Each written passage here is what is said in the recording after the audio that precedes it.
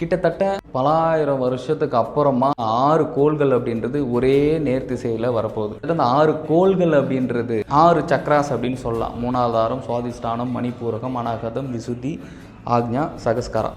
6 சக்ராஸும் எப்போ ஒரு மனுஷனுக்கு ஒரே நேர்த்திசையில் வருதோ அப்போ தான் சகஸ்காரா சக்ரா அப்படின்றது ஓப்பன் ஆகி ஹையர் டைமென்ஷனில் வந்து ட்ராவல் பண்ண முடியும். அதாவது உடல் கடந்து அசரீரி எடுத்து வேற ஒரு டைமென்ஷனில் வந்து கூடு விட்டு கூடு பாயிருதுன்னு கூட சொல்லலாம். அண்டம் விட்டு அண்டம் போகிறது, இந்த மாதிரி பல சித்துக்கள் பல நிகழ்வுகள் அப்படின்றது நடக்கும். ஸோ அண்டத்தில் இருக்கிற 6 கோள்களும் ஒரே நேர் திசையில் வரும்போது என்ன ஆகும் அப்படின்னா, சித்தர்களோட வருகையாக இருக்கட்டும், இறைவனோட அனுகிரகமாக இருக்கட்டும், பிரபஞ்சத்தினுடைய ஆற்றல் அப்படின்றது முழுக்க முழுக்க வந்து நம்மளுடைய உலகத்தை நோக்கி வந்துட்டு இருக்குல்ல, ஆரம்பிச்சிருச்சு. 25ஆம் தேதி வரைக்கும் அந்த நிகழ்வு அப்படின்றது நடக்கும். என்னென்னா, இது நான் ஏற்கனவே நியூ இயர் அன்னைக்கு நான் தியானம் பண்ணும்போது நான் அறிஞ்சது என்னென்னா, போர்ட்டல் அப்படின்றது ஓப்பன் ஆகிடுச்சு. சித்தர்களுடைய வருகை அப்படின்றது 1000% உண்மை அப்படின்றது வந்து நான் என்னுடைய இன்ஸ்டா ஸ்டோரியில் போட்டிருப்பேன்.